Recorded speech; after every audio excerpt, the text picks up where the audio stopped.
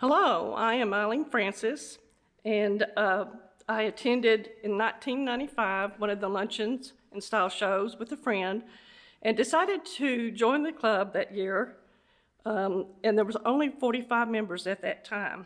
And I'm going to tell you a little bit of history about the Carrollton Fair.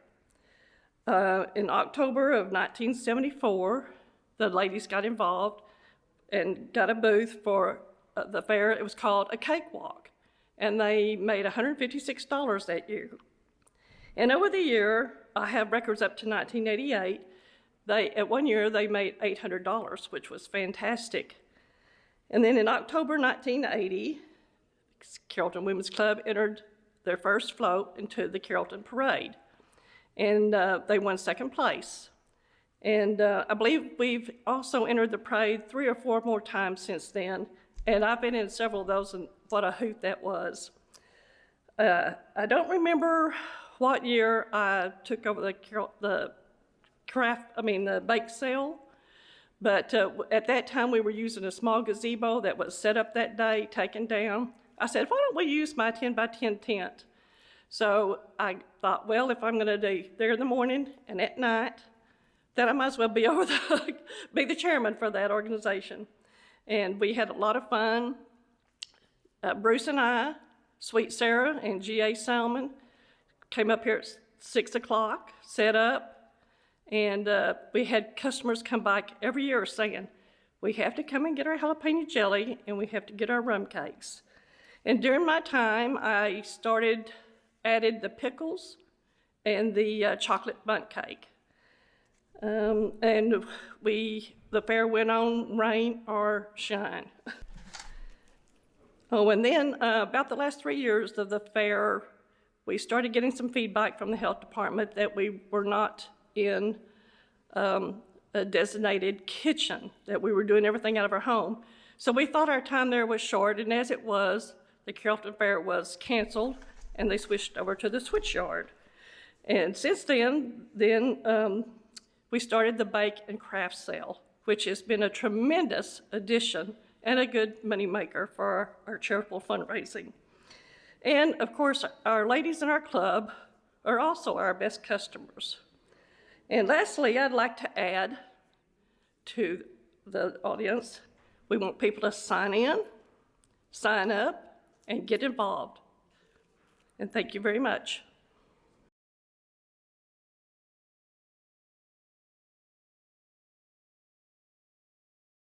Sylvia Gravely, a past president of the Carrollton Women's Club and a member since 1982. The following is part of a program that we did on our 75th anniversary.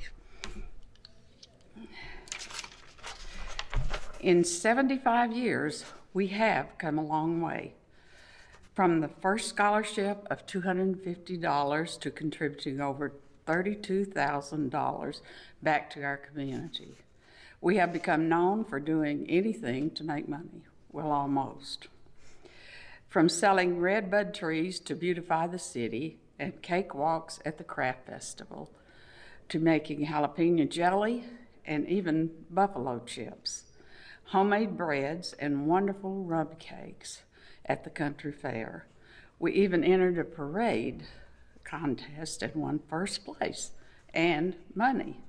We won second place in another time. We have used our expertise in cleaning and polishing woodwork at the Perry Museum. Now all we do there is decorate it for Christmas. We donated $200 for rocking chairs for the museum, and in 1970 we paid $50 for a charter membership. May of 1977, we held a fashion show just for fun, not money. And imagine that. Today we make over $6,000 for doing a fashion show. Back when our club first began, yearly income average was $1,950. Automobile cost was $400. Home was $6,200. Rent was $20 monthly. Coffee was 20 cents a pound. Sugar was $1 for 15 pounds. Eggs were 13 cents a dozen. Bacon was 20 cents a pound. Bread was 8 cents a loaf. Milk was 33 cents a gallon. Gasoline was 11 cents a gallon. Stamps were 2 cents. Movie was 20 cents. And the Charleston was the new dance craze. The Carrollton Women's Club is not only an organization celebrating 75 years, the Miss America pageant also began 75 years ago. So happy anniversary to the Carrollton Women's Club for 75 years. So as we celebrate our 100th anniversary, I'm so very proud of our club for all that we have done and continue to do for the community.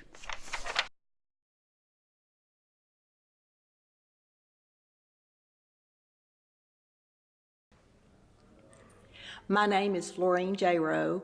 I joined Carrollton Women's Club in 1975. My neighbors had been asking me to join, and I said, when I get my youngest in school, I will join. So about 2 months after I joined, I was pregnant with my 5th. So for a few years, I came when I could. Well, our first, we called it Style Show then, was at Crosby Rec Center. We asked the mayor and city councilmen to model with our ladies, and that was a big success. I remember especially the Salvation Army Antique Style Show. That was great. And then one year I remember we decorated with homemade quilts, and that was beautiful. I might have been the first to do Girls on the Go because the year I was program chairman, we had a picnic in the Bluebonnets at Ruth and Weldon Taylor's farm in Ennis. We also did the Swiss Avenue tour of homes, and we had Bobby Wygant, who was the entertainment reporter for WBAP TV, to come and dish the dirt on the celebrities that she had interviewed. One year, Betty Lou Allen Fry said, "You and I just will not let this club die," when membership dwindled. But boy, look at it now. One neighbor quit Carrollton Women's Club because we had become community service oriented. She liked the old study club. If she could only see us now. Carrollton Women's Club has always been full of great ladies, talented, generous, loving, supportive. We're like one big family.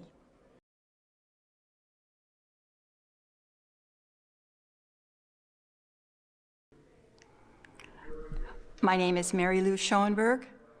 I joined the Carrollton Women's Club in 1991 and was privileged to be president in 1999 and the year 2000. My first introduction to the Carrollton Women's Club was at a fashion show. In 1991, it was held at the Hackberry Country Club, and I was really so impressed, not only with the fashion show, but with the silent auction, and the purpose of the club, which was to raise scholarships for high school graduating girls. Because of this, I joined the club in 1991, and it has just been a wonderful opportunity for me. One of the fashion shows that I remember the most was the one in 2003, when Ann Kinney and I were chairman. Ann was in the process of buying a new car, and she was adamant that if she bought a new car, then the car agency was going to give us a used car for our raffle. Personally, I thought she was crazy, but she was the most soft-spoken, determined woman that I'd ever met. And when April rolled around, we had a used Saturn as a raffle prize, and the guest that won it was just absolutely thrilled to death. One of the things that I have always liked about the Carrollton Women's Club was that it's a community of friends. And this was proven to me in the year 2000 when I was kind of lonesome during the summer. So I called a few friends and asked them if they'd like to go to lunch. And they said, sure. So we went to Mimi's in Louisville. There were 8 of us. And we had such a good time, we decided that maybe it was something that we should do the next year. So I asked the president if she would mind, and she said no. There weren't very many activities during the summer in those years. So we just asked friends. We didn't have really many emails to work with at that time. And it has grown and grown until last year we had approximately 80 ladies who came to the lunch in July, which really warmed my heart. It's not only a way for us to reacquaint with each other during the summer, but to find out what the club is going to do in the ensuing year. Community Service a few years ago asked if we would like to help them gather up educational materials for the MetroCrest service for the Carrollton children that don't have the luxury of being able to buy all these things. It is a wonderful thing to look at all of the tables laden with book bags and school supplies that go out. And one of my friends from a different club one time told me that friends are the relatives that you make for yourself. And in doing that, I have always felt that Carrollton was a community, especially for those of us who live here who don't have close relatives and family. They're always there to help you through all the ups and downs of your life. And that is why I have been a member for 28 years, and I hope to be a member for many more. Thank you.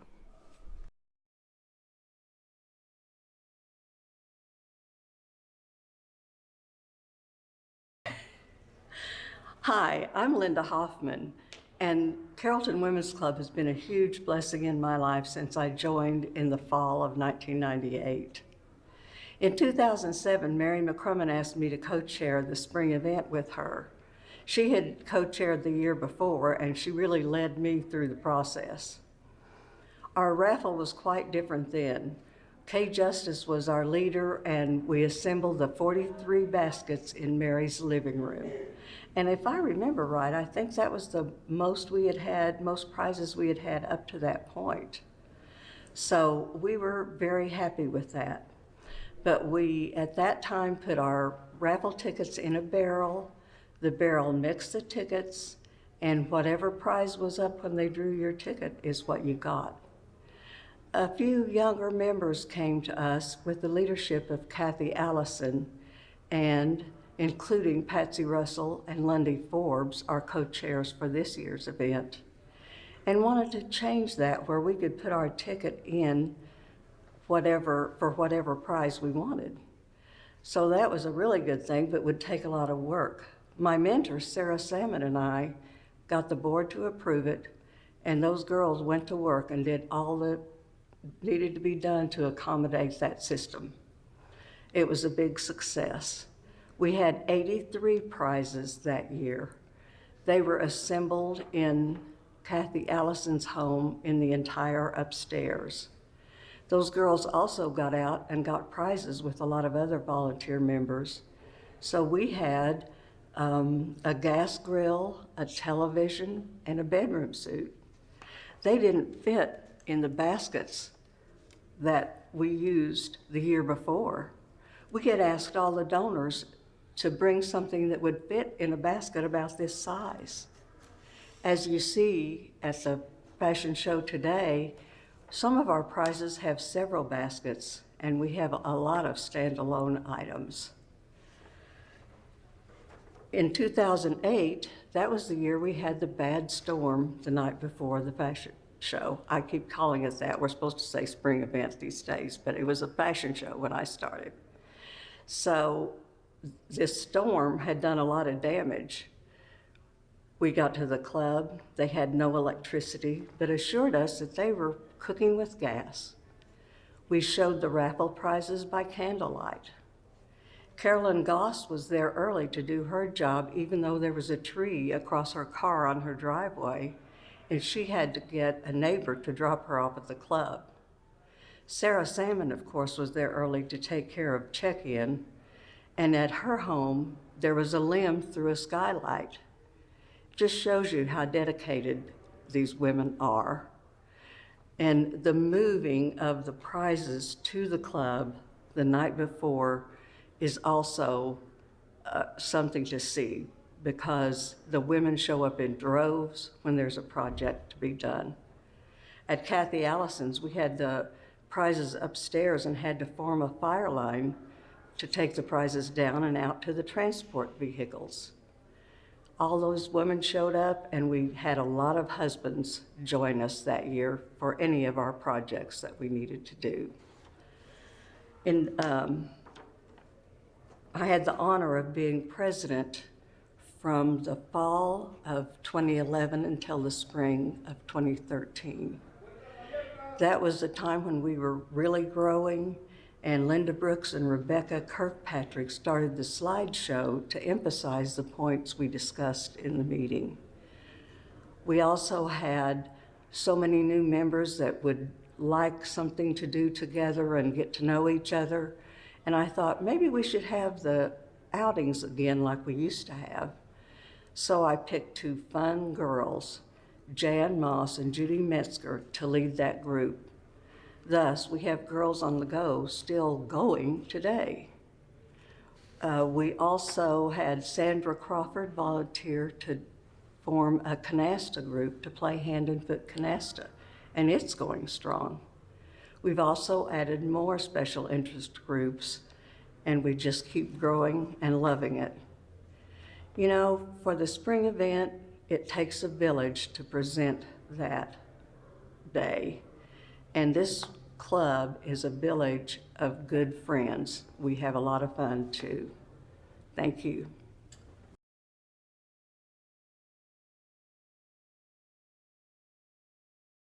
My name is Judy Scamardo, and I am very honored to be president of the Carrollton Women's Club.